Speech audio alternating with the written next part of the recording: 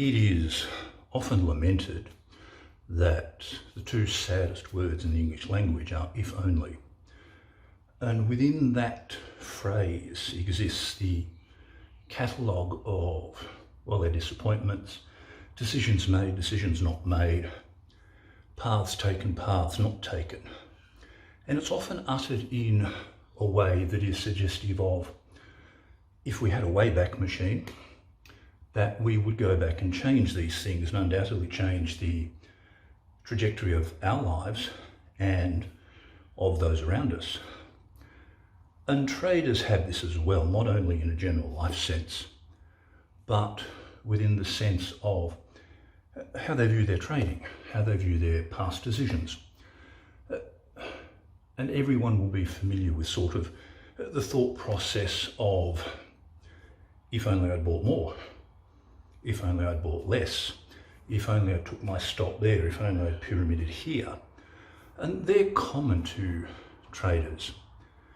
But I would lump in another phrase that is perhaps as equally pointless and as destructive as saying, if only. And that is the classic trader's lament of, I know. Now, this is generally uttered in reference to something they're about to do or something they should do.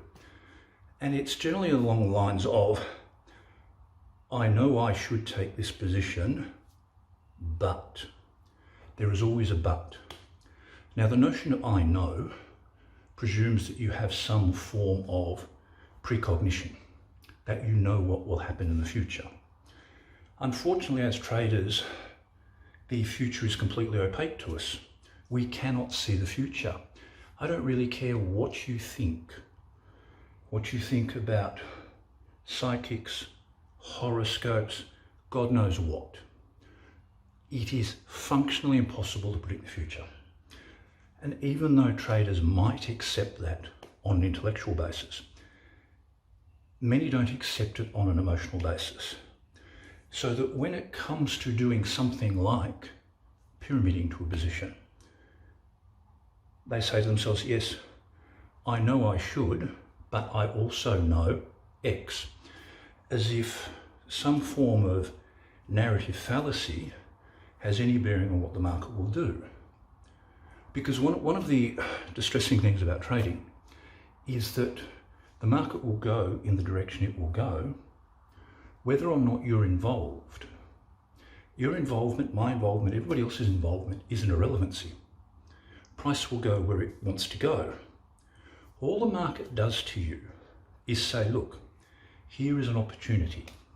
You have an opportunity to participate here and now. Do you wish to take it, yes or no? And when markets are moving, that opportunity will be presented to you time and time again. You will be offered this over and over again. And generally what happens is each time people say to themselves, yes, I know, but I also know. I know it's overvalued. I know I saw this report that said it was. I know I read this thing in the newspaper that said that their earnings would be down. What you know, or more appropriately what you think you know, is completely irrelevant.